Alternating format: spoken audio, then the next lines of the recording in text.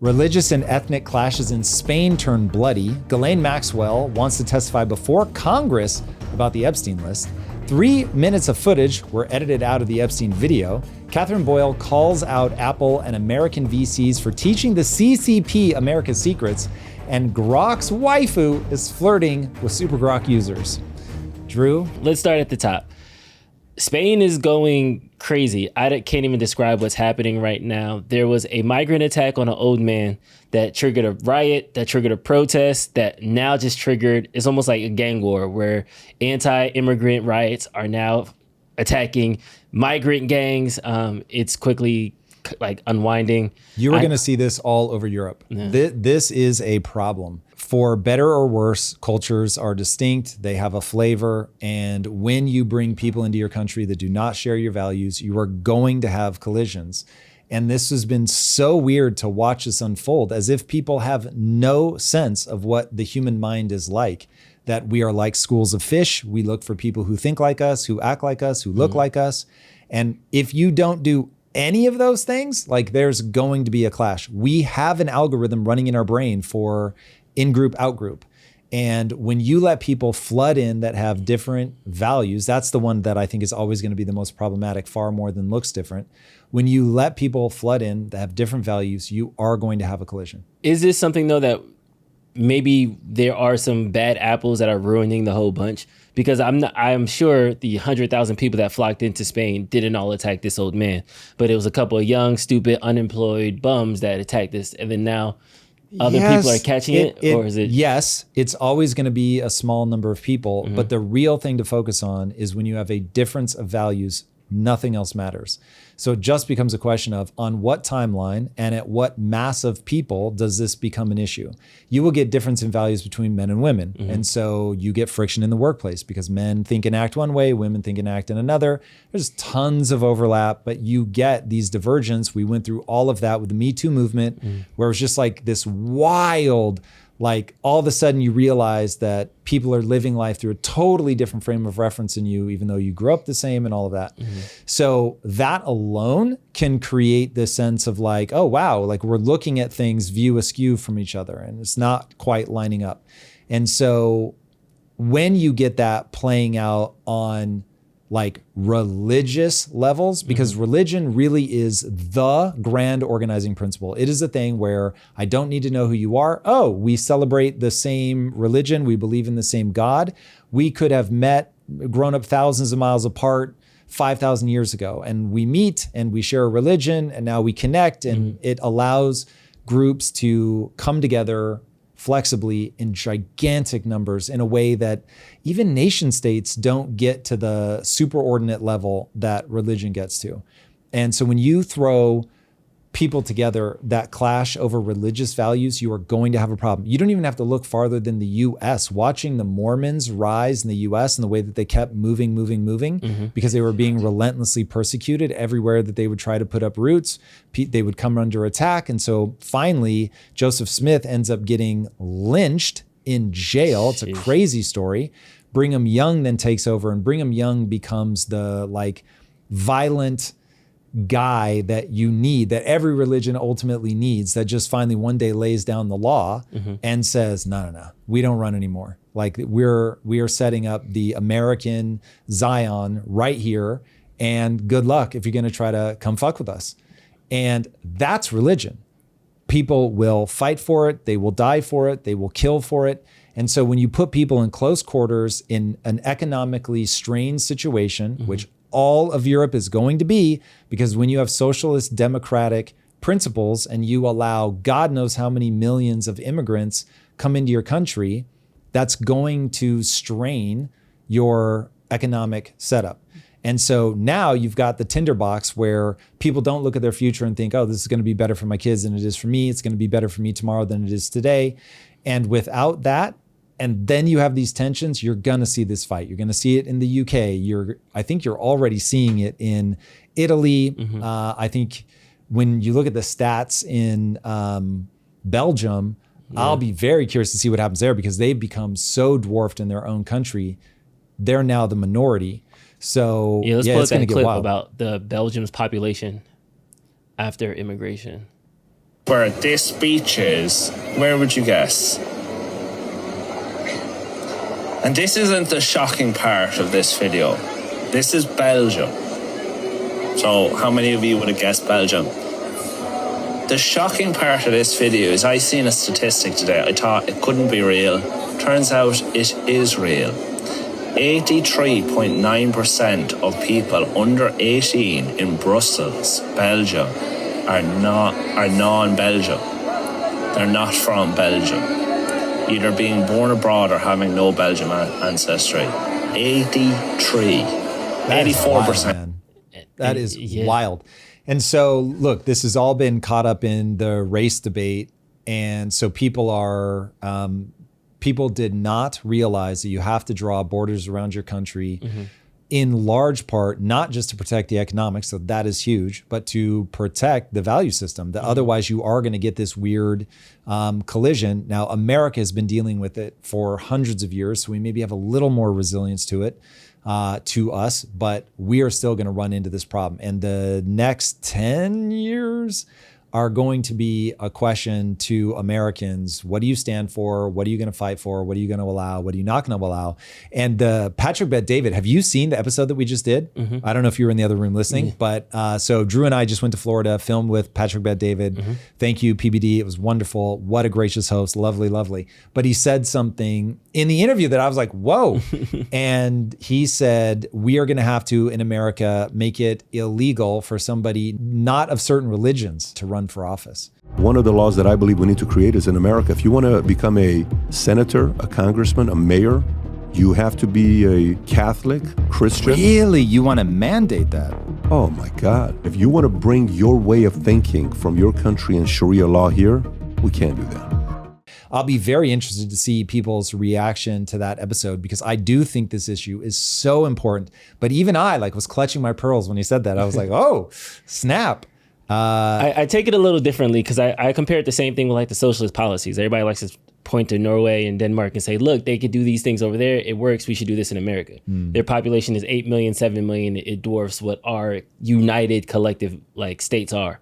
So I am less bullish on the immigrants are coming in and they're going to take over our country. Yes, there are certain pockets of places where there was 3 farms and a farmer, and now there's 10,000 migrants there. I understand that country and that specific county demographic might shift, but I don't think on the grand scheme of America, because we are this melting pot, because there's so much mobility of international students and things like that, do you really think that America is going to have that much of a seismic shift since it's kind of part of our cultural identity?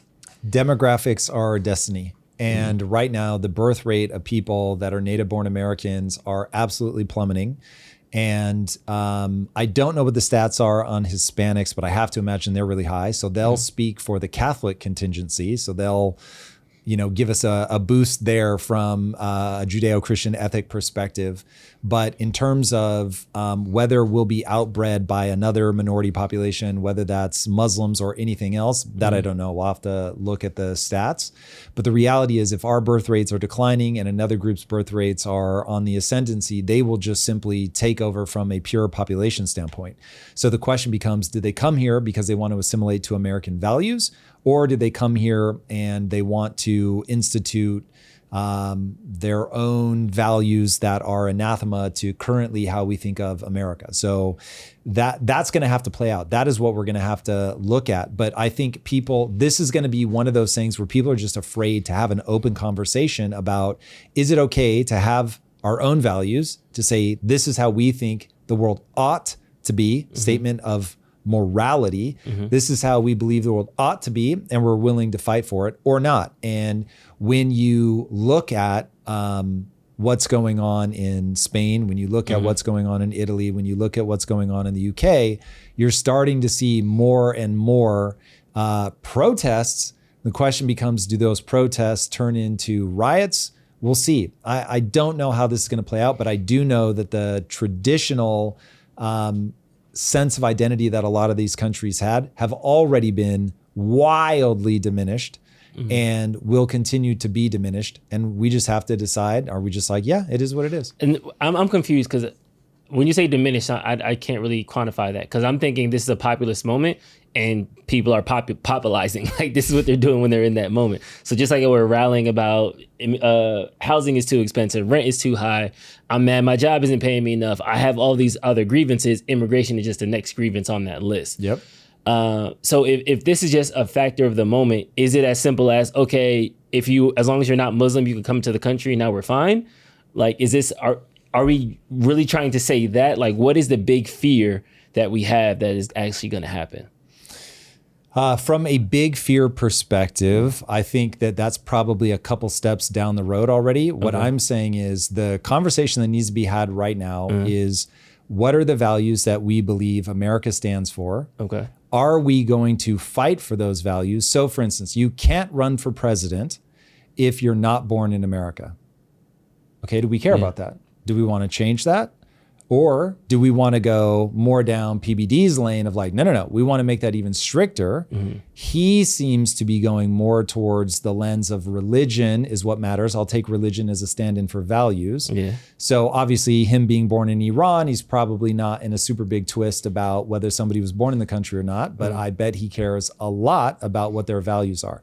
That's going to be the debate. What are the values? What are we going to stand for? Because ultimately, if we continue with open door policies, which obviously won't happen during a Trump administration, but when people go to consider their next vote, if this really gets on the table and this is a really open conversation and we say, okay, do we care about, we want to recruit from a talent pool, and what we care about are people that can contribute to the workforce? That's my stance. I want what I call foreign-born Americans. I don't care what your religion is. I don't care what country you come from. I want to know that you believe in freedom, freedom of expression, private property, that the things that made America great are what you want. You don't want socialist policies. You really want to see a separation of church and state. Like, there's a set of very definable characteristics, and I want to see us recruit the world's greatest talent. I will happily recruit Muslims. I will happily recruit people from Europe, from Asia. Literally, I don't care. But I do care about those values of freedom. So my markers aren't on a religious basis for what I hope are obvious reasons. I'm not religious. But I, at the same time, believe that part of the reason that America developed the theories of liberty that it developed are based on Christ. They're based on this idea that every individual human was made in the image of God. Even though I don't believe that's literal, I believe that it gave rise to a philosophy that has pulled more humans out of poverty than any other system ever in humankind. It gave birth to the scientific method because people were allowed to speak their minds and figure out what they really thought was true. So there's like all these knock-on effects that come from Christianity. I care a lot about some of those knock-on effects. So my sort of initial layer of analysis is, are you a foreign-born American? So do you believe in liberty, individual property, blah, blah, all the things I just talked about? Are you some of the best and the brightest? Are you coming because you want a shot? You want to contribute, not looking for handouts. Like, you really want to do something. You want to build something. You want to create. You want to work hard. Like, you've got that Puritan work ethic, which I'm here for. So that's going to matter to me. Other people, it's going to be, no. I care about race, right? Nick Fuentes seems to really care about race. Weird to me, but really seems to be a thing that matters to him. Other people care about religion a lot. And so that's what I'm saying is that debate needs to be had out in the open. People need to not be shouted down as bigots, because as you import people into your country en masse, it will change the dynamic of your country. Now, we did that with Italian immigrants. Maybe it made the place better. We did that with Irish immigrants. Maybe it made it better. We are largely... What do you mean we did that with Italian immigrants? Back in the day, like during the post-potato famine, Irish people flooded into America. Gotcha, okay. We had people flood into America from Italy. So there have been different times where we've brought in Germans. Hey, Lord knows that I benefited from German and Dutch immigration. So it's like there have been different times where we have brought people that they weren't American, they weren't British. Like British was for obvious reasons, the group where it felt like a one-for-one exchange. But, well, we brought people from all over the place. But what I'm saying is you need to identify what are the things we stand for? And we went through this in 1776 where we had to write on a piece of paper, this is what we believe. This is how we want the country to be run. And if for no other reason than what is our immigration policy going to be as Americans, we have to have that debate. We have to have that debate out in the open. We have to say what we care about. I've already said here what I care about. You can push me harder if you think I'm being vague, but I get what you care about. I get the flag that you're stamping, but even in those two examples that you put, when Irish came in and Italian came in, there were Irish mobs, there were Italian mobs, there was Italian criminals that came in, there were Irish criminals that came in. And that didn't lead us to say we don't need no more Irish people anymore. Yes, it did, quite literally.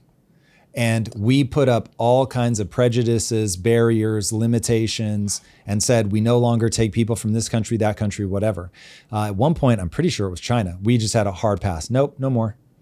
So there have been many times where we have said, that's it. We don't take any more people from that country. And we do, I think even now, have like in the lottery, someone needs to fact check me on this, but it's like in the lottery system, like certain countries will take certain number of people from and we won't take people from other countries.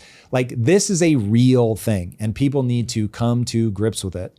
And so, yeah, the big question is going to be, is it true that Muslims are running a quite brilliant strategy? I don't know if it's true, but if it is true, this would be very brilliant, where it's like we have really high family values. We procreate at high numbers. And so we're going to spread out and we're going to go and populate and raise our kids and be a very strong force in the community. And we're just going to bring and I'll put a positive spin on it, we're going to bring the love of our God and our family and our religion to all these different areas. And they see it as spreading the light of God and all of that. I don't need people to believe in it. I just want people to look at it from their perspective. And so if they're really doing that, which by the way is exactly how the Jews took over Palestine, do we want them to do it? So I'm just saying, I love Americans, but Americans killed all the Native Americans.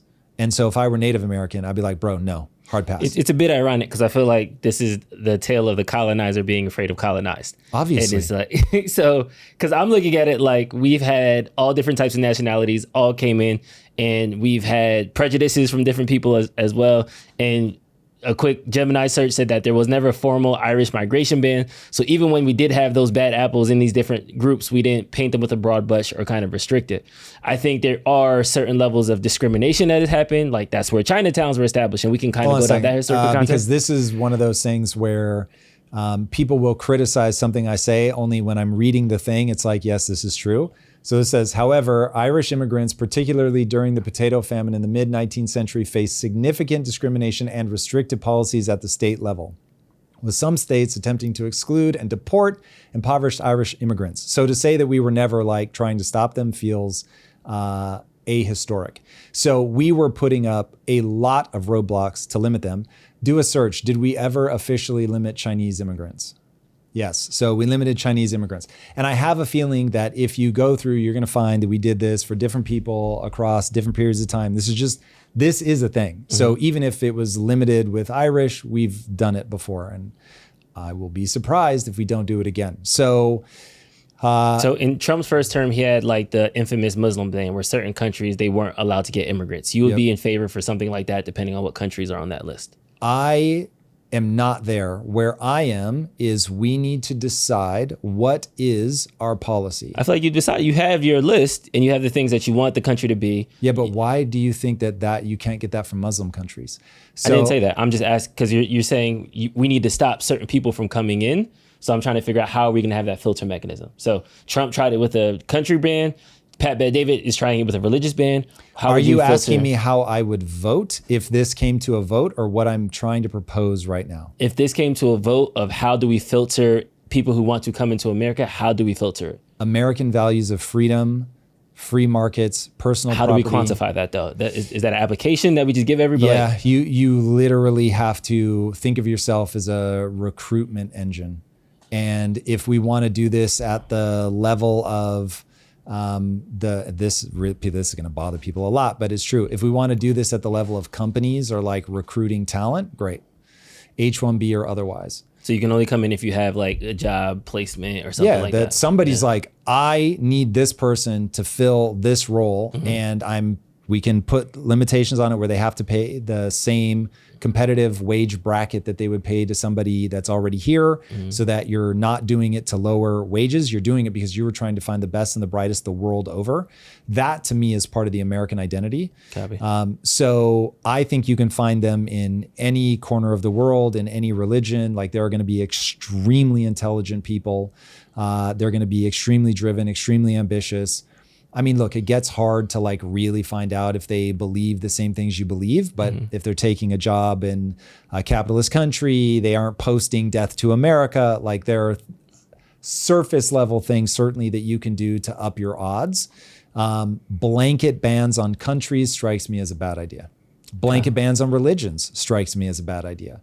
But pretending that we don't have a value system that we want to protect is idiotic. And that's people just afraid of being called racist. We'll get back to the show in a moment, but first, if you know me, you know I'm obsessed with ButcherBox. So when they came to me and said, Tom, design your own custom box with whatever you want, I had one demand: free bacon for life. Life is way too short for bad bacon. ButcherBox bacon, on the other hand, is what bacon should be. No antibiotics, no hormones, just pure, crispy perfection that will ruin every other bacon for you forever. Plus, your first box comes with some of my all-time favorites, like filet mignon, wild-caught salmon, and grass-fed ground beef. After your first box, you unlock over 80 products, seafood premium cuts, even treats for your dog. You get free shipping, can change it up whenever you want, or you can cancel it anytime. And did I mention you get free bacon for life? Head right now to butcherbox.com/impact and use code IMPACT to get free bacon for life, plus $20 off your first order. You can thank me later. Now, let's get back to the show. Ghislaine Maxwell, now 63, is open to talking to Congress. A source to Unusual Whales through the Daily Mail said despite all the speculation, Ghislaine was never offered any sort of plea agreement. She will be more than willing to testify before Congress and share her side of the story. Bro, that's already crazy. So what I'm reading that to mean is that they did not give her a chance to cough up names. They're like, you're going to prison. That's that. Sorry. And now she's saying, no, I'll happily give people names. I don't know if she's doing it to try to get immunity. Yes. That would certainly make sense. But if they didn't even offer that, that is another thing where people just do not want these names to come out. And I saw a post from somebody, and so I cannot verify this at all. It might have even been from Alan Dershowitz. But the claim was made that it's judges that are stopping this information from getting out. Alan Dershowitz, I think, was accused of being on the Epstein list. And so he had to fight to clear his own name. And he's saying, listen, I want this to come out because I know whose names are on it. It will be exculpatory for me. And he was like, I've got to imagine there's a lot of people whose names are getting thrown around that they want this to come out because it will be exculpatory for them. So this is one of those things, man. Look, I fear that you're right. I worry that Ghislaine Maxwell is going to suddenly start feeling suicidal. It is wild. I can't believe that Trump is quintupling down, and I can't believe people are still asking about this. Bro, that guy is way good at reading the room. So there's no way he's blind to how outraged his own base is by this, and that he's still pushing it's stupid. So, I mean, maybe it's not stupid. Maybe what's on that is so, I'll be generous, inconvenient for him that he just, for that reason, he just can't. He just can't. We're talk never about seeing the list. It's never happening. When Kevin Spacey is tweeting, release the Epstein files, that's let you know you're on the wrong side of history, bro. Like it's a wrap. Pack it up. MAGA, He's you've like, been lied I to. have it on good faith. This is never coming out. So I'm going to bang the drum. Let it out. You've been lied to. You've been played. It's not happening. Wrap it up. Remember this when it's time for midterms. Okay, give me your best take. What's really happening? They're on the list. Who's there? Plural Democrats, plural Republicans, plural investors, half the people in the super PAC, half the people on our TV that we watched. Somebody in the movie that I watched this weekend is probably on it. It's so big, it's so massive. Too big to reveal. Yeah, just like there's too big to fail, it's too big to reveal because it's just mechanistically. Allegedly. How do you keep it on lock? I like the way you sprinkle allegedly. Just let it run. How do you keep it unlocked? The same way that the CIA keeps all of our government interventions on lock. You just eventually are like, nope. And then people, they get mad, they bang the table, but it's still not coming out. There's so many things in America that we never will find out that are conspiracy theories today, with one crazy guy who just happens to swallow bullets by himself in an apartment. And then 20 years from now, we realize, oh yeah, that did happen. CIA funded all of the cocaine deals in LA all the way down to South America.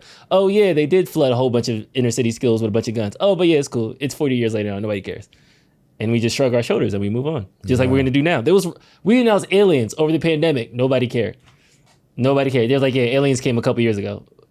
We was mad about a vaccine that was safe, and then now we found out the vaccine isn't really safe, and then the labs leak was a conspiracy theory, and now that ended up being true, and it's just this kind of revolving door of like, this is the motive and this is the story today.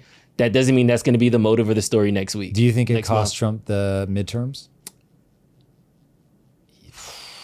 No, because people don't vote for senators in House. We only come out for presidential. I think it cost him the election next year. Interesting. I think right now, if the vote were taken right now, I think he'd really be in trouble. Yeah. But like, people aren't going in for Thomas Massie. It's people who are us who are in the news every day. But 40% of Americans didn't even vote for the presidential election. I see that number going to 60 when it comes to the actual House, Representative, Senate. Like, you know what's interesting? So watching this unfold, watch MAGA in real time. They're finding excuses why this isn't a big deal, because they're sketching out between release it right now and release it right now, even if it was doctored by the Democrats, will become release it right now. Well, maybe not right now because it was doctored by the Democrats. And then it'll be, well, it was doctored by the Democrats. Why do we care anyway? And then it'll be 4D chess. Trump saved us all. This was just another thing that the Democrats did. It'll be wild. Like, they're going to find a way. What's that percentage of the split though? Because I don't think it's 50-50. They hate him, they love him. I have a feeling it's like 90-10, or like the 10% is really pissed off about it, and then the 90 are just like, oh well. Like, yeah, I think people will move on because they're on a team. And so if the team lead says long enough, this is what we're doing, then people are going to roll with it. He will lose some. What percentage? I don't know. I've been paying attention to politics long enough to see how big something like this becomes.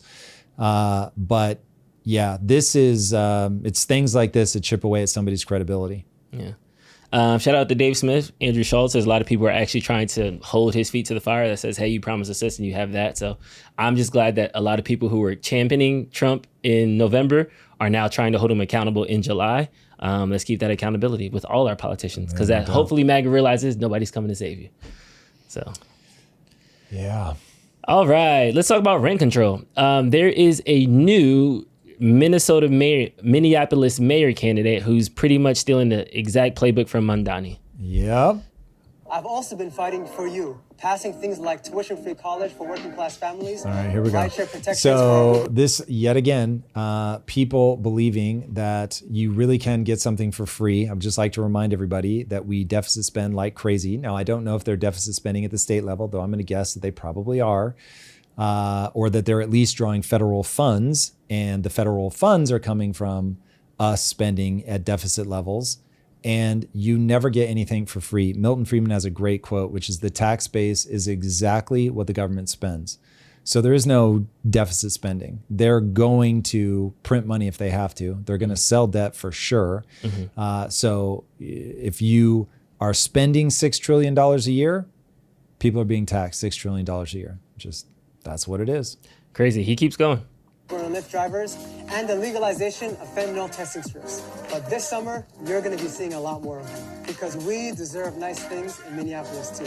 To make an affordable Minneapolis that works for everyone. We deserve nice things in Minneapolis. Yes. Well, deserve? No, nobody deserves anything. But you should have the right to work, to build amazing things in Minneapolis. But this is what I'm talking about. In populist moments, they come after the economy's been doing well for so long, then the economy starts doing poorly, but by then people believe that the world just is amazing as like a law of nature. It's always like this, it should always be like this, nobody's working for this. There aren't people who work an obscene amount of hours. There aren't people who are sitting there in the shower, staring off into space, thinking about how you can make roads slightly more efficient. Like, they're not thinking that, oh, these are people that are just working their ass off. And we incentivize them by allowing them to capture the upside of their brilliant ideas. And so when we get into a populist moment, the economy starts failing everybody. Everybody wants something more for free. And we should be able to have nice things here as well. But the problem is, who's making those nice things? People really do lose sight of the one simple truth.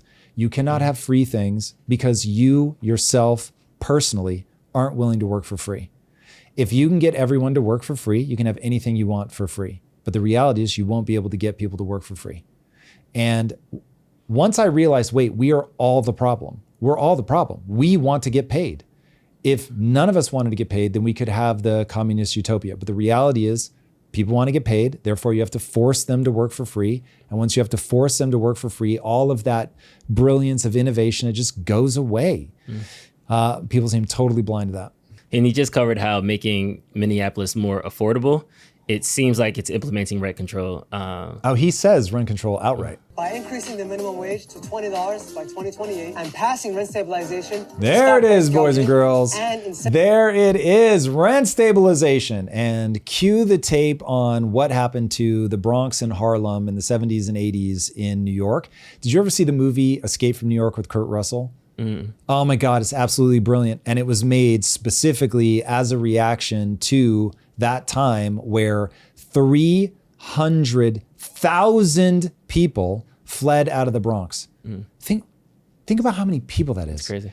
40% of all fires in the Bronx were attributed to arson because people were burning down their own buildings because it was more financially efficient to burn the building than to try to upkeep it because of all the rent controls.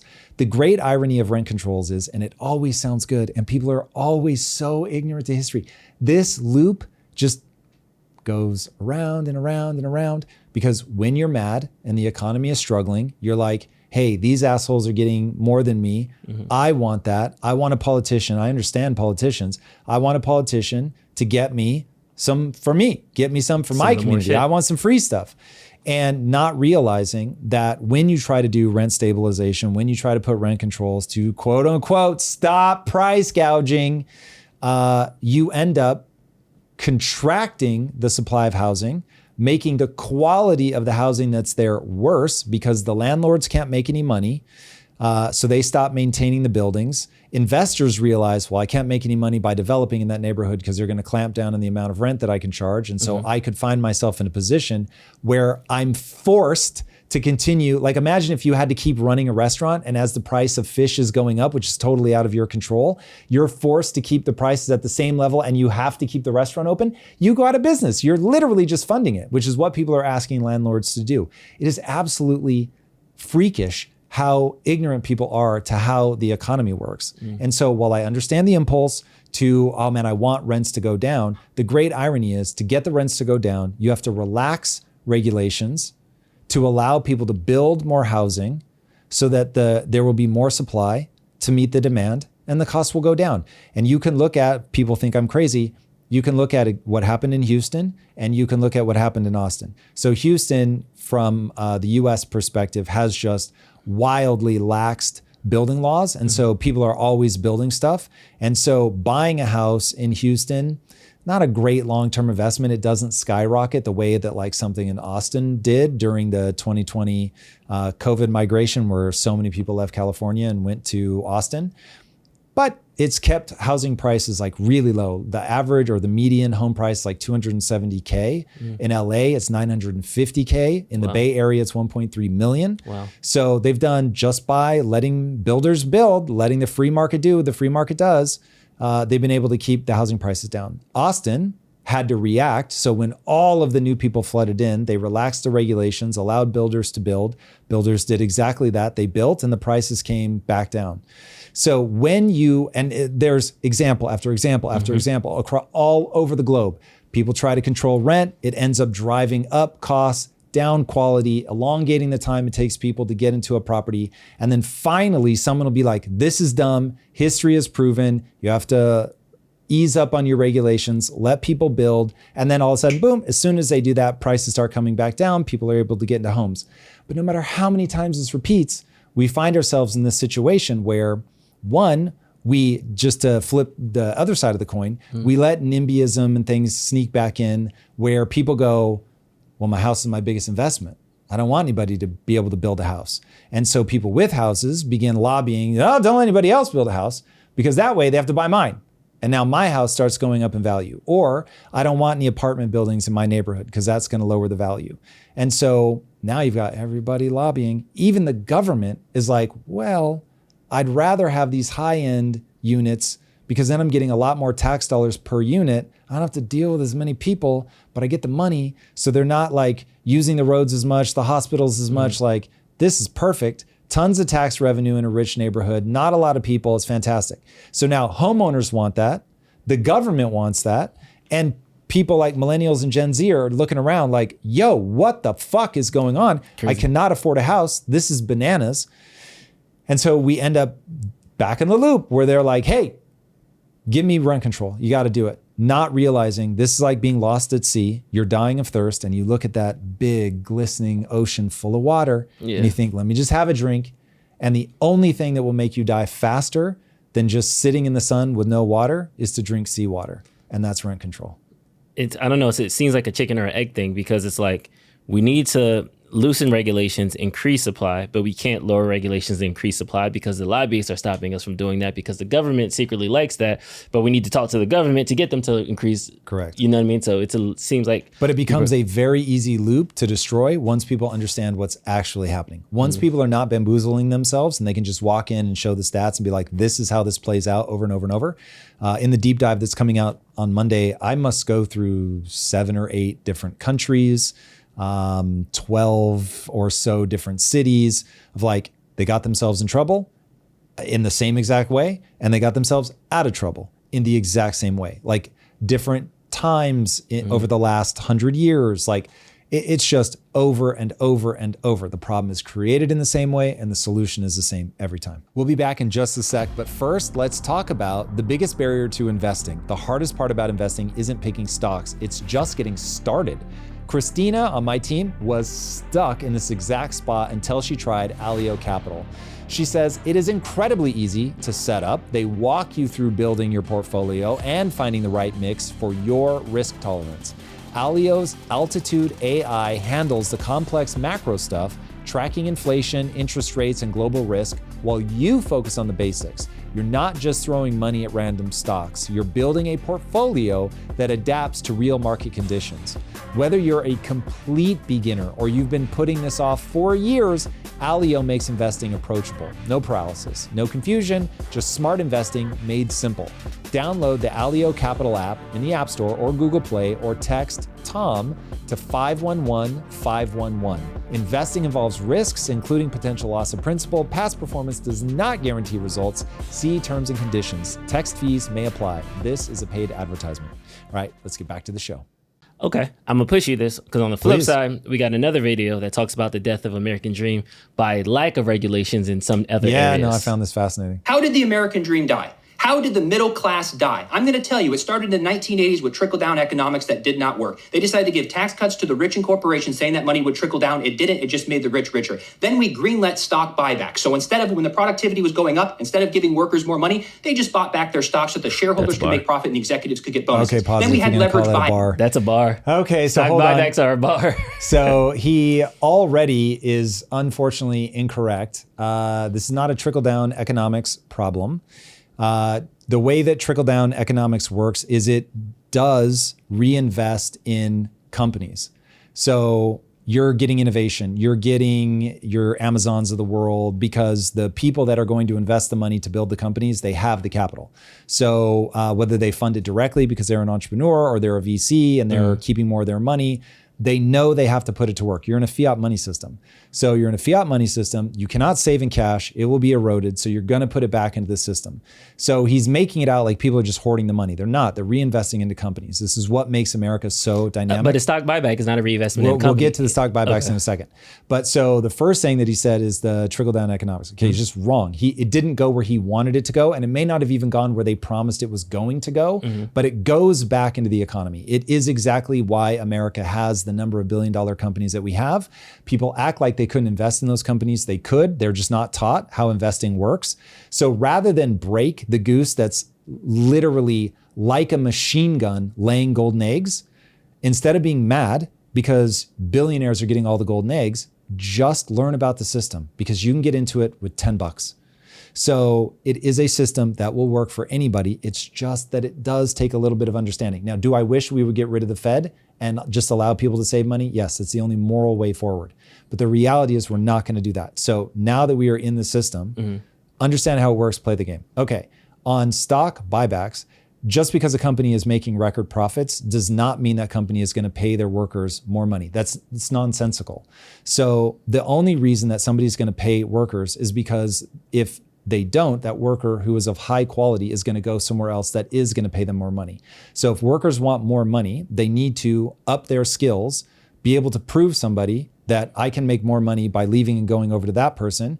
Here's the offer in my hand, and you either pay me this or I leave. That's the way to get more money. Up-regulate your skills in an area where you are going to actually be able to make that person money. If you can make people money, you're going to be able to get a piece of that. That's just like, this is me as an employer confessing literally to you who will use that to negotiate against me. But that actually is the thing. You have to create a sense in me that if I lose you, I'm going to be worse off. That's the only way.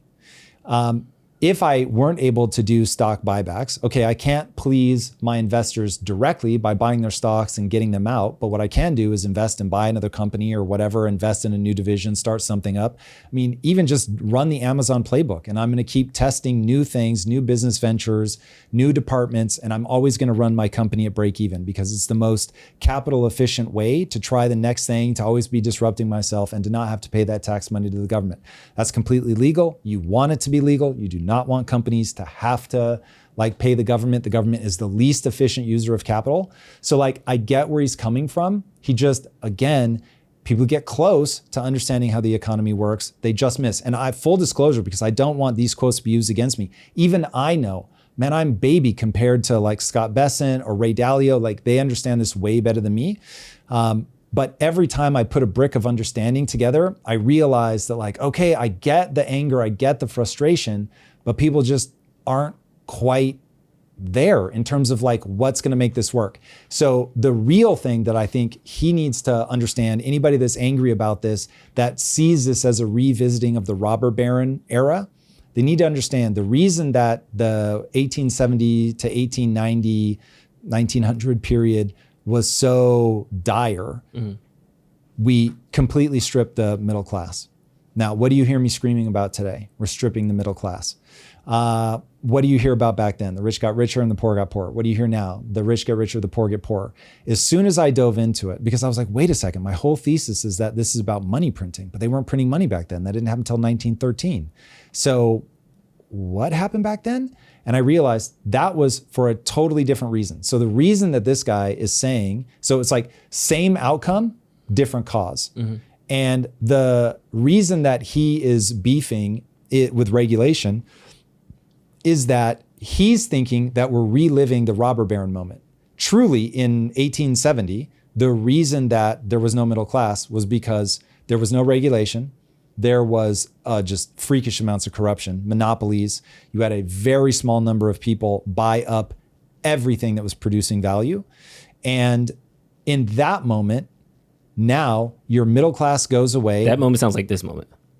We'll get to that because they're very different. If you don't understand how they're different, this is how people end up death looping about the solution. Copy. So that moment is we bought up everything of value. We have monopolies. We can keep people out. There's no competition. Bad for the consumer.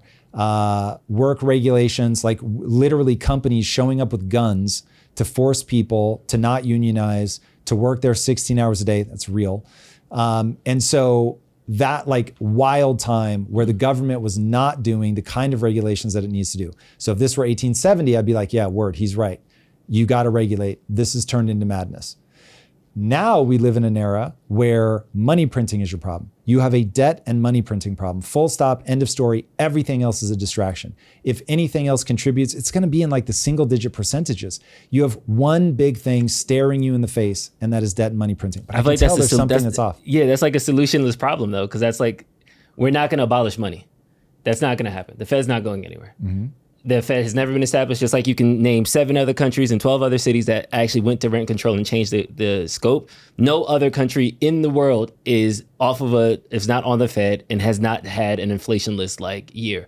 So for us to say that's the only solution is pretty much saying, sorry guys, you're just gonna have to eat it this generation. Well, so here's what makes me really sad. You produce the deep dives, and I've said like 3 times now, I've walked people through exactly what you have to do. We have to do austerity. We have to increase taxes. We have to reduce our spending. 2 out of those 3 things. There's 4 things. So you have to redistribute wealth. Okay. The thing that rich people are supposed to scream about, but there's going to have to be some of it. There's going to have to be austerity. There's going to have to be a change in the tax policy and to raise them. And we're going to have to print money. But you have to do it in a way where what you're trying to get back to is phase 1. And phase 1 of the 6-phase debt cycle. In phase 1, the only debt that you take on is to spur growth. And you have to stop taking on debt when the growth rate begins to accelerate your debt accumulation. And Warren Buffett has already given you the thing that you should put into the Constitution that says no elected official should be up for re-election in Congress or Senate, up for re-election if the debt is growing at a rate more than 3%. That's the equivalent of requiring a CEO not to invest into himself once his pay gets over 100K. It sounds good on paper. It will make a lot of people feel good, but that is also going to happen because that's literally voting their self-interest. Okay, but you have physics of money, so you have to do something. So you have options. The playbook that we're running right now is called the big debt cycle. And it's unshackled. Print as much money as you want. People will try to be conservative in the beginning, but over time they will let that go. You can watch the money supply graph. It gets absolutely insane in the last 5 years, 8 years maybe. And just total bananas. And you can do that. And so you'll boom and bust. You'll go through these 6 cycles. And right now we're in like phase 5.5. 6 is total collapse. We will collapse in the next 10 years unless something changes, just is true. And then that'll start up again. So that's option number 1. Yeah. Which we've been running that playbook for like 500 years. So fair enough. Like it has given you the world that you see. But when you're living through one of the generations that goes through a bust, it's not fun. Option number 2, you abolish the Fed. Option number 3 is you do a China-style authoritarian government. That's really it. Or you could theoretically go to true capitalism with hard money, but that's abolishing the Fed.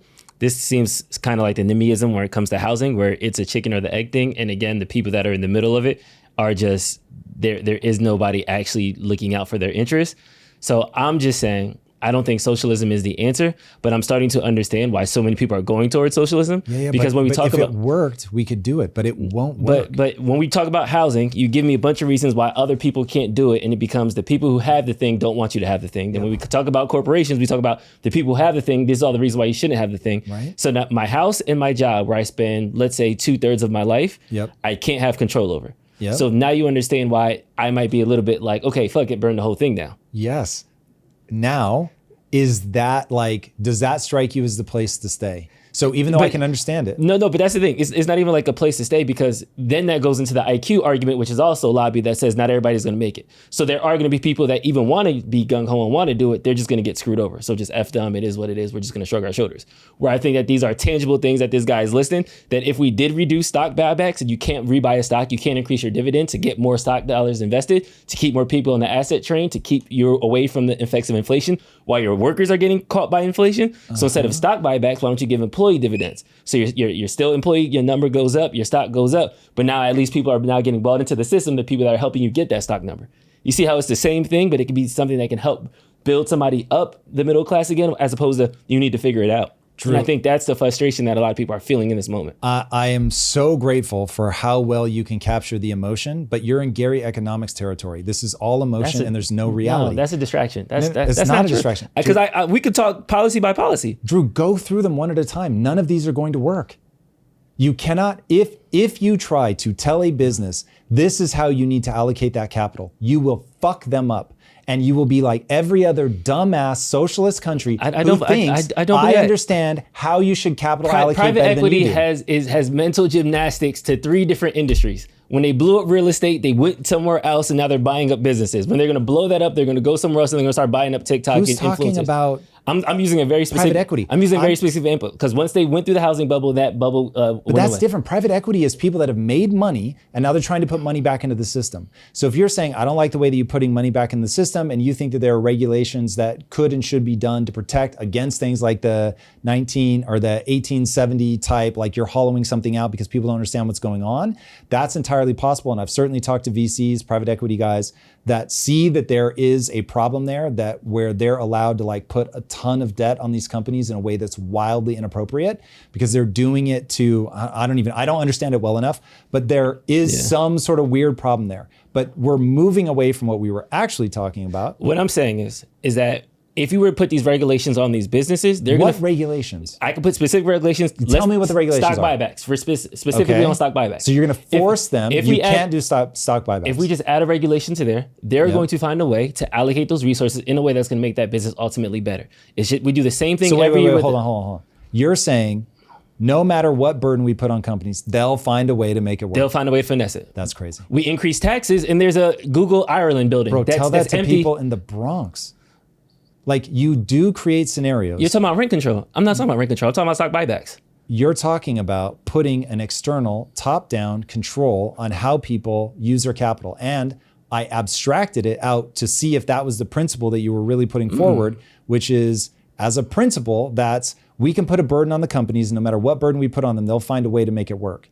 All I'm saying is there should be a moat around certain things if you want your country to actually thrive. There should be a moat. Yes. Be specific. There should be a moat around certain industries so your country can survive. Housing should not be...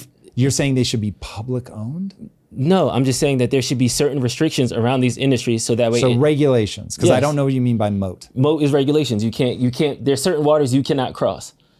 Private equity owning houses, you should not cross it. Stock markets owning, like mutual funds owning houses, that's something you should not cross. That's a very specific example. But what I'm trying to articulate is that we just spent 20 minutes talking about housing. We got to the end of the housing. You were like, well, people who own houses are going to try to push and lobby so that way they don't get more housing, and that's going to keep the number up. Government is also going to do that because they're going to get lobbied up. So, okay, you can't change that. It's going to be an uphill battle to change that. Cool, got that. That's hard. Now we're looking at companies. Okay, wages don't need to grow. You can do things with record profits. You can push up your price as high as it goes, blame it on COVID, even though there weren't actually any supply chain issues. And yet when we try to criticize that, you're saying, well, no, we can't mess with the company either. So housing market, although the little guy is getting screwed over, don't do anything with it. You're just going to have to get screwed. The companies that are now extracting the labor from people, giving them record profits, we can't do nothing with that. You're screwed there. But what you can do is invest your $10 and maybe you can get on this property ladder.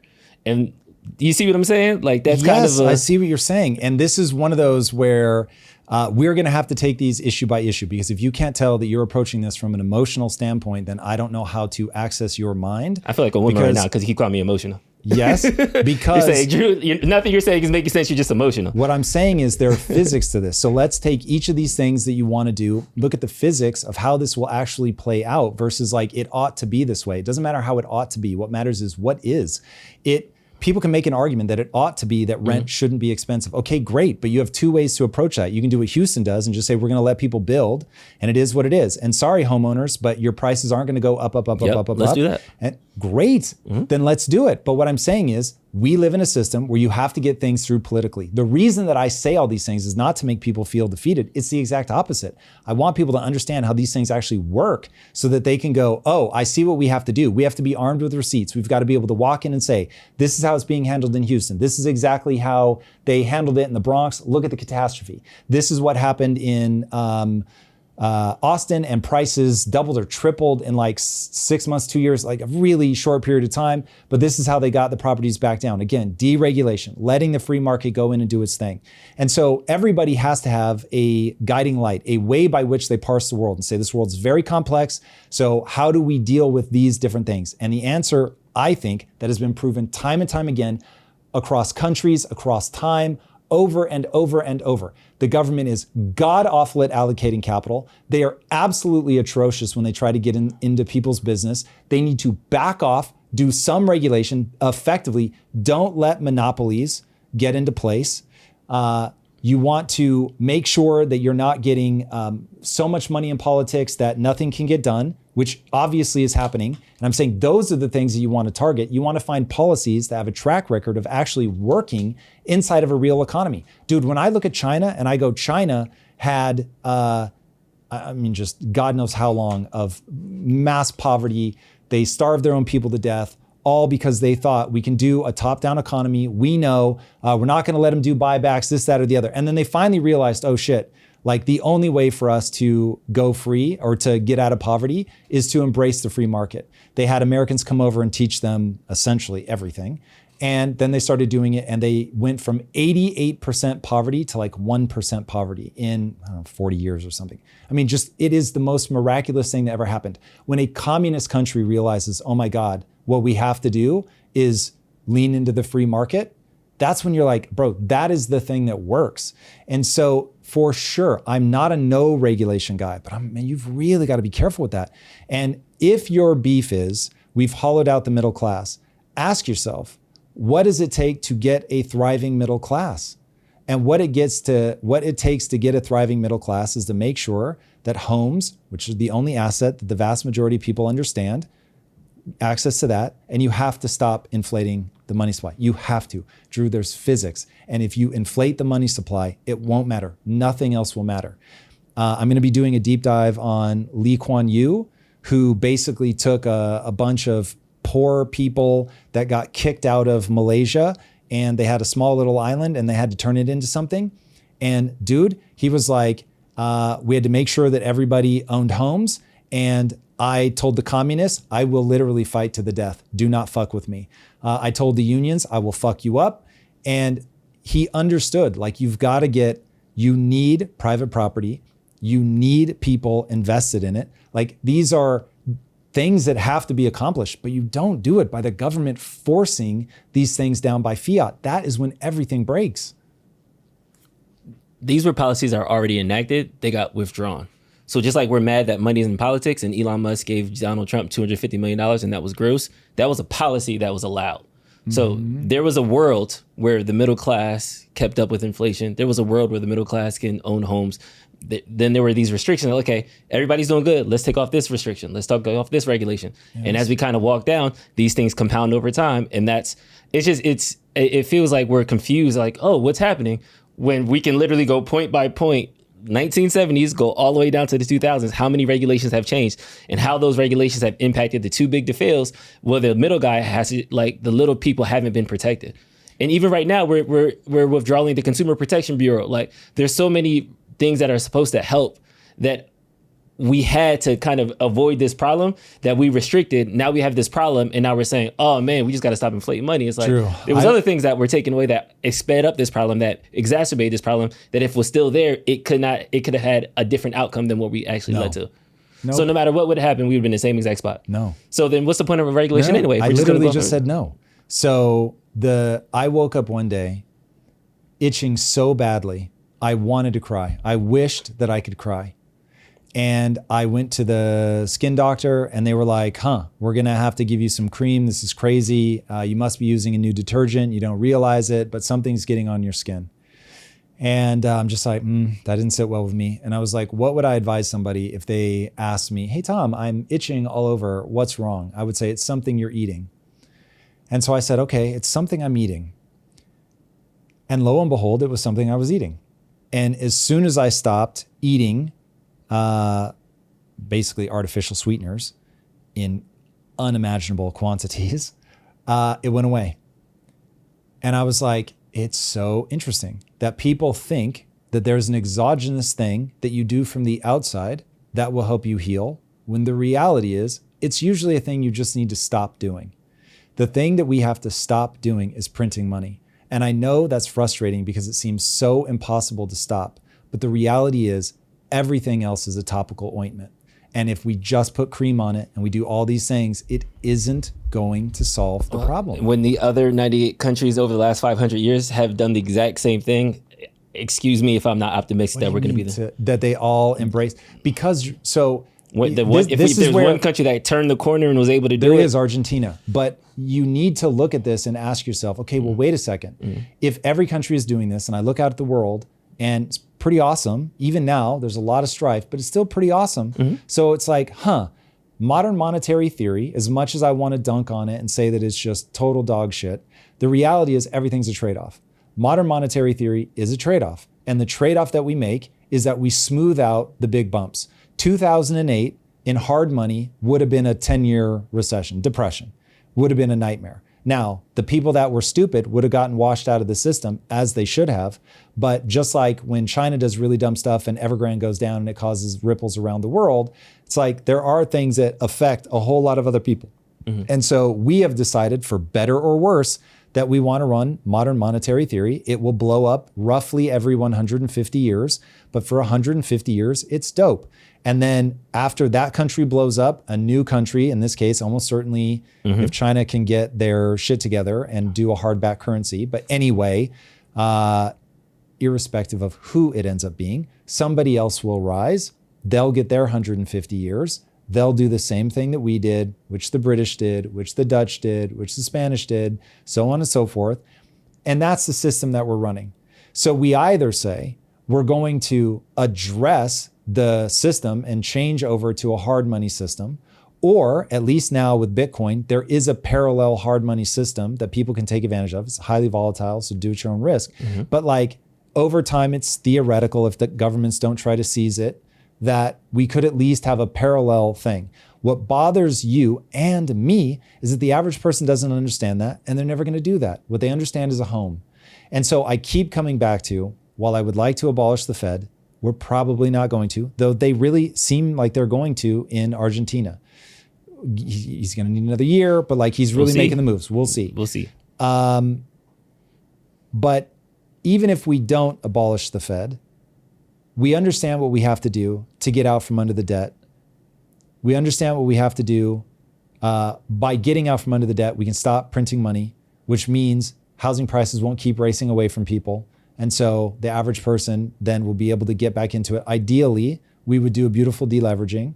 But unfortunately, just telling companies that they can't buy back their stock does not mean they're going to start paying higher wages. The economy just doesn't work like that. And if you tell people we're raising the minimum wage to $20, they'll hire more robots. And if you tell people we're going to tax the robots, fewer people will start companies. It's just that simple. And people are not being honest that the makers in the world will stop making. So Drew, you're an insanely hard worker. So trust me when I say I do not aim this at you. But there are so few people that would ever be willing to match me and the hours that I work. And even of the people that are willing to match me in the hours that I work, there are very few people that will take the risks that I've taken. And I get it. It's super stressful when you have to make sure that everybody else gets paid before you. Man, it's stressful. It is what it is. That matches some people and it doesn't match others. But if you strip away the rewards, people will stop doing that. And I need only point at every other country. We beat them all combined in terms of the number of billion-dollar companies that we generate. And if people think that $1 billion has become like this negative word, it's innovation. They're innovating. They're building the future. And it's hard and it's risky. But there's a certain type of person that wants to do it. But they stop doing it, as you can see in every other country, when you strip the benefits. We're 21 seconds into this video. We got more to go. Buyouts, and the government didn't regulate leverage buyouts, and that was the start of private equity basically buying up everything so that they could make more money. Then we moved away from pensions to 401ks, which essentially just took the responsibility and accountability of the company to take care of their workers with the retirement and put it on to individuals. But we were never taught economics in high school, so how the fuck are we supposed to know about compound interest and investing? But they said the 401k was better than the pension when it wasn't. Okay, then they started shipping. So do you think companies should have to pay retirement? The government's going to, so. But who's better paying retirement? The companies. Or companies? The companies. So, because the government is my tax dollars. So at least if you worked for JP Morgan for 45 years, JP Morgan should take care of you, as opposed to you working for JP Morgan 45 years, you get laid off, and then now you're on Social Security. Now I'm paying for your retirement. But JP Morgan got it. JP Morgan got it. Explain that again. JP Morgan has the amount to allow a pension system that can flow based on the profit margins they get on their individual laborers and employees. So as an employer, I pay all kinds of taxes for employees, specifically so that it can contribute to Social Security, et cetera, et cetera. So if you were to take that, don't give it to Social Security. Yeah. You put that into a 401k. You put that in, we could call it a pension, whatever. You put that into that. You match the employee. So whatever interesting. Like so as opposed to throwing it into a black hole that is the U.S. government, why don't we put it directly into the employee? Man, Enron comes to mind. So you prefer to pay the government versus directly? I think the government should do like what they're doing now, where when every kid is born, or did it pass? I don't know if it passed. Yeah, that passed, yeah. I love that. So giving every newborn American, whatever, $1,000 that's invested in, I don't know if it's specifically the US stock market, but putting it into assets. Now, the whole thing that I'm saying, trying to get everybody on the asset train, literally every kid born in America will be on the asset train. That is brilliant. So that is precisely what I want to see. And if companies are going to continue to pay into that, it should go right into the assets rather than going into the government coffers. So that to me is huge. It is transformative. I agree. So there are things like that we can do where it's like, yeah, that aligns with the physics of money. Do that all day long. I'm just saying, don't do things that are misaligned with how money actually works. I'm with you. So again, little tweaks like that. Our jobs overseas, building the middle class of other countries so that they could make more profit, destroying the middle class here. Then we started ramping up the borrowing money and getting into debt as a country, which devalues our dollar. That's your then thing. in 2008, we had predatory lending, which crashed the housing market. It's like you beat your wife every night in the head with a hammer and you're like, oh man, I really should tuck her in more neatly in bed. And I probably should talk a little sweeter to her. It's like, no, motherfucker, you should stop hitting her with a hammer. So there's one thing in that list that matters, and he blows past it while really going hard on some things that are all minor in comparison. Like this is the one that scares me. Drew, you've been around me for so long that the fact I have not been able to convince you that effectively the only thing that matters is debt and money printing. There isn't anything else. I do all the other deep dives, and I stop myself sometimes from talking about debt and money printing, but it's really the only game. Yeah. There's nothing else to talk about.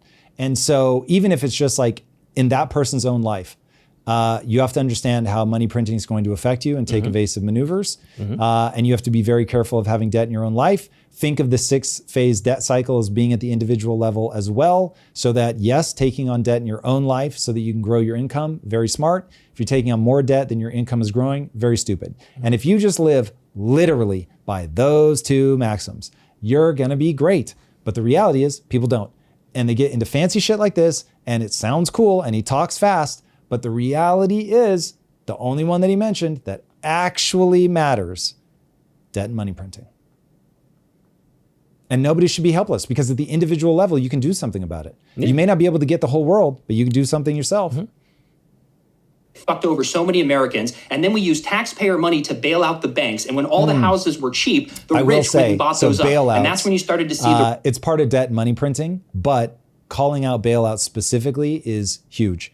People do not understand that the system that they're living in is designed to socialize all losses for banks so they can take out reckless loans, student loans, which should be dischargeable. Obviously, all the subprime home loans. Mortgages got bailed out. All the companies got bailed out. Yeah, there's more coming. I think there's like a pension problem building now. They'll get bailed out. And bailouts allow for private gains and public losses. That's evil. The rent start to increase around the 2010s into the 2015s. And then in 2011, we allowed super PACs to exist. So billionaires can now buy elections, and they use that money on attack ads, which divides the country. Divide and conquer, and that's what they did. In 2020, we had the pandemic, which both sides of the aisle handled like absolute shit, shut down all small businesses, all the money went to the top, the rich got richer, they printed trillions of dollars more, which people needed. But what did all the people do? We spent the money because we needed to spend the money. And where did that money go? To the top, and they got richer. And lastly, they decided during the pandemic, let's lower the interest rates on buying a home to 2.5% to 3% so that people could refinance and get ahead. But no, all that really did was give the green light to a bunch of rich people to basically borrow free money and buy up all the fucking... Is he actually saying that having low interest rates is bad? Like, this is where it may not have the outcome that you want, but you as a home buyer want low interest rates. Agreed. For sure. So, but he's making it sound like it's a bad thing. As a millennial, if you're at that point of your career, you're at a downtime because you probably got laid off in 2019 and then you probably got hit in 2020. So now when the interest rates are finally what you want them to be, you can't afford it because you've been living off your savings for the last year and a half. Well, so I'd say there's a way more important part of that, which is you can't afford it because housing supplies are kept so strict. And you've got to let people build. And I'm sure you had a couple of stories. Everybody has a pandemic story where I went to go buy a house and somebody outbid me with the all cash offer and they went 5,000, 10,000, 50,000 over asking. And my FHA mortgage didn't hold up. So, yeah. I think we get the picture. This is the perfect segue to how Silicon Valley has been outsourcing American dynamism to China. She starts with manufacturing, then she goes into the venture capital part of it. This is Catherine Boyle. She was on Sean Ryan talking about how American dynamism in Silicon Valley has been outsourcing a lot of those things to China and taught them how to do early stage investing. We were talking earlier about this Apple in China book that came out, where I think it's rewriting the narrative of what Apple did. So it wasn't like Apple went to China and they said, oh, these guys know how to manufacture. We're going to give them, like they're going to help us manufacture and achieve our goals. Apple trained all of the people in China to do manufacturing. It was something like 28 million over the course of the last, 10 years that they've been there, that they've trained, which is the workforce of California. The interesting stat that this writer notes is that Apple invested, I think, something like 58 billion per year into China so that they could invest in these manufacturing hubs and invest in these factories. And when you compare it to the Marshall Plan, it's something like 2x the entire Marshall Plan. So That's wild. Okay, I know corporations can do no wrong, but that's kind of like... I think corporations can do no wrong? I feel like that 58 billion, that's another example. If we just use that 58 billion, you're not allowed to outsource, you're not allowed to offshore and build factories in other countries. I know that's a rough way to word it, but is there a way that we could have protected ourselves 15, 20 years ago? So now we're not trying to tariff and race China now into 2025? This one is on one dimension self-evident. What a self-inflicted wound. We made it possible for China to now steal IP, hold our feet to the fire from an economic standpoint. Apply pressure on the AI race. Right, rival us in terms of supremacy militarily, global influence, just absolutely ridiculous. And at the same time, in the 90s, when all of this started, not necessarily with Apple, but when the reputation of what we were doing in China started, it was, hey, these guys had untold years of suffering under Mao Zedong, starved tens of millions of people to death. They're finally embracing the West. And if we help them get economic prosperity, they'll become a democracy. And imagine a world where we separate China from Russia and we're able to get them to be a huge trading partner for us. So whether that's me being naive or people actually believe that certainly was the rhetoric. That was the narrative. We wanted to get them in. We wanted to see things go well. Now I was super young, so I really believed it and it really sounded awesome. Like, oh my God, we're spreading democracy. This is so cool.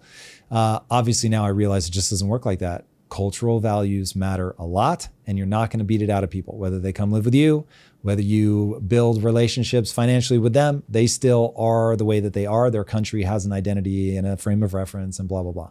So it obviously didn't play out the way that we wanted it to. So in hindsight, this makes Apple in some ways look certainly like they betrayed America. Did they go all the way to treason?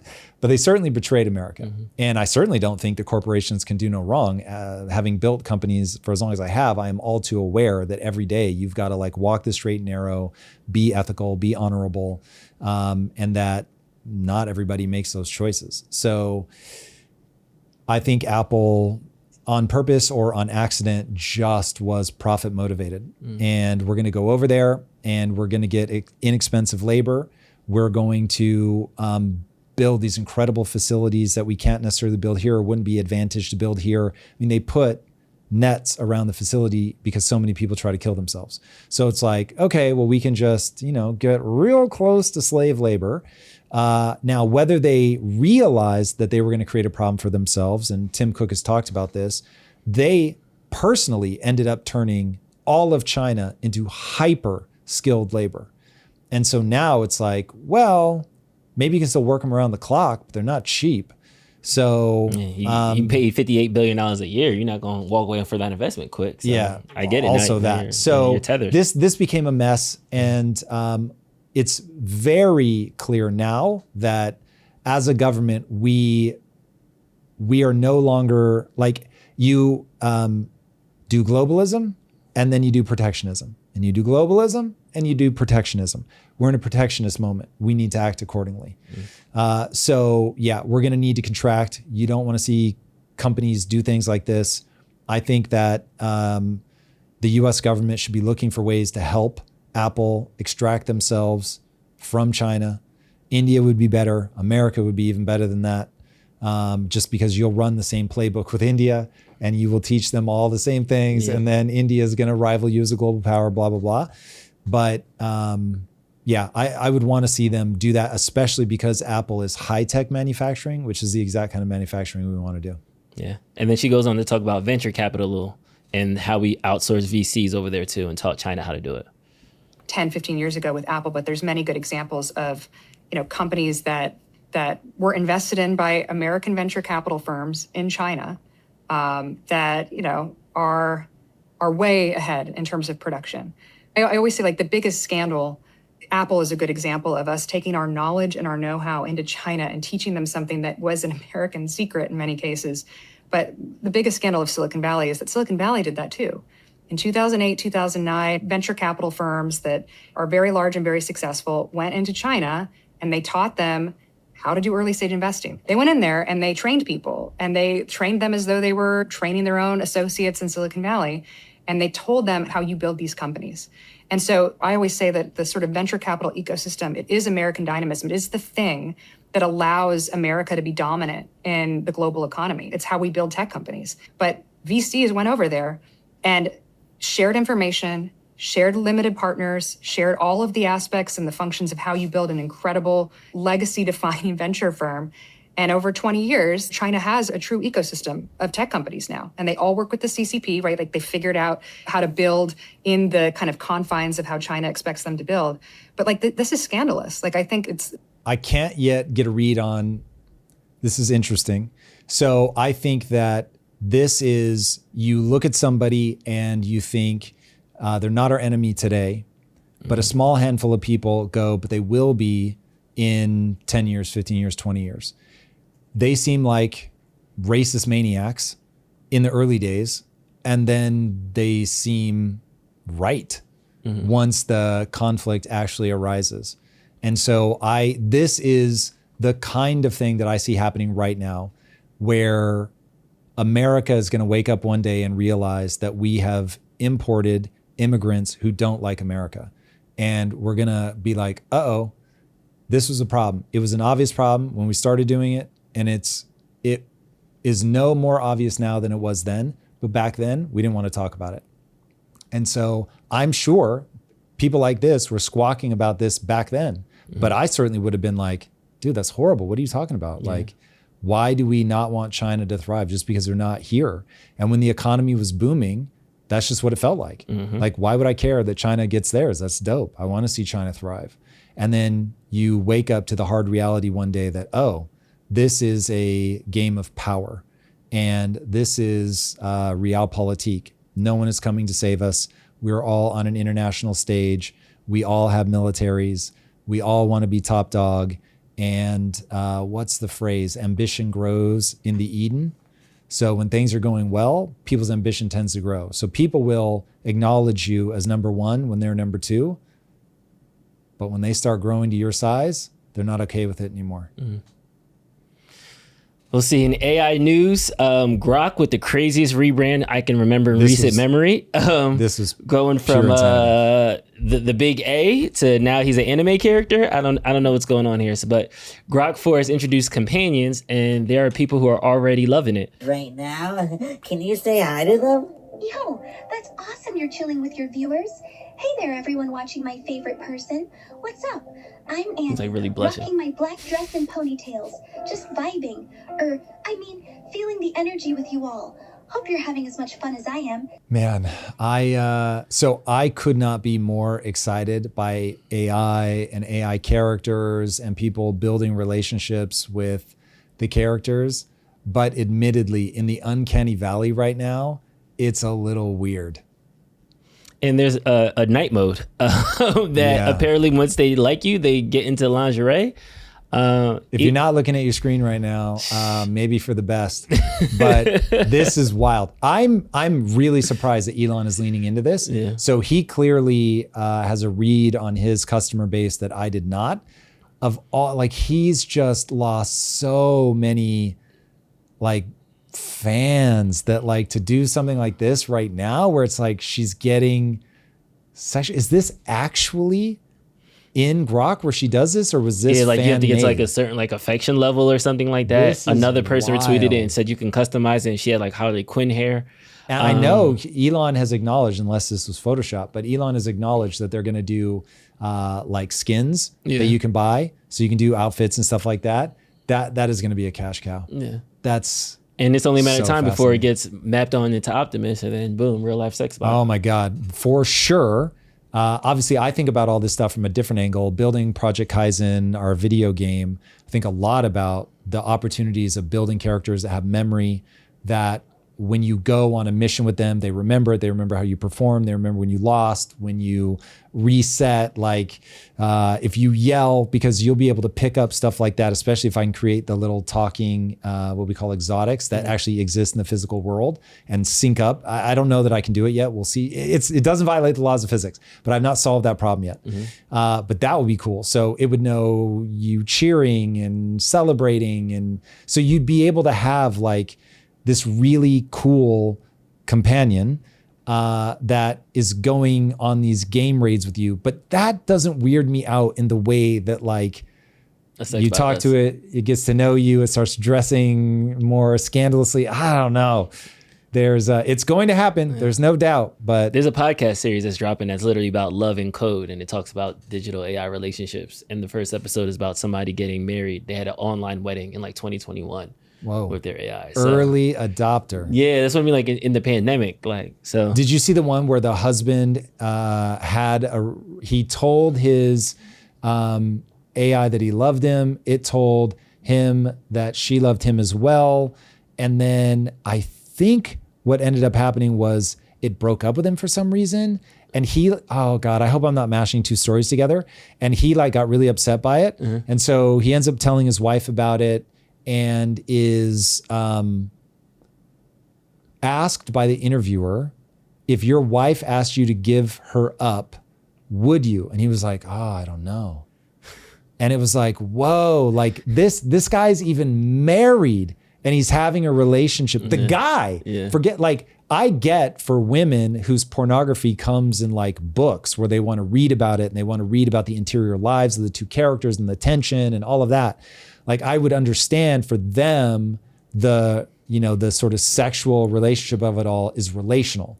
It's about getting to know the person and talking to them and being heard and all that.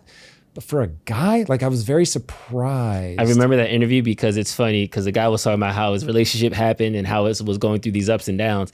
And then it just like panned out. Yeah. And it's a wife and kid. That's when you realize, yeah. Wait, you're married and you're saying all this in front of her? It's crazy. All right. From AI dating wild. to real life dating in New York City. The dating scene is getting so bad in New York City that I am seeing on TikTok there are girls going into Midtown during the week and stealing Finance Bros salads for lunch. And then looking their name up from the salad order on LinkedIn and then messaging them through there and being like, hey, oh my God, so sorry, I grabbed your salad. Like, let me just make it up to you and buy you a new one. And that's how they're like sliding it, which honestly, smart. Why are we stealing men's salads? Like, why can't they just come up to us at a bar? Like, why is it getting to this point? Wait, pause. Are they serious? How many videos have to be put out of them being like, oh my God, that's so ick? Or like all the stuff that happened. The worst she could do is say no and then something crazy happened. Oh my God. Like, women make TikTok after TikTok about guys creeping them out, not wanting them to come up to them, just wanting to be left alone. And then they are surprised that guys are tense to go up and talk to them.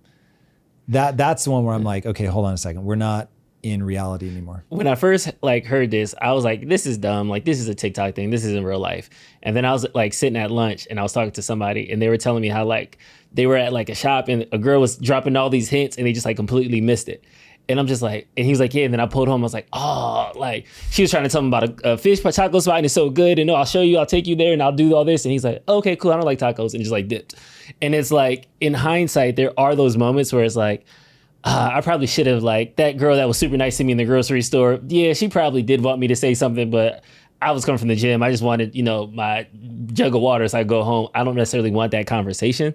So I understand that frustration on sometimes there are those moments where you want the person to say something and they just didn't read the social cue.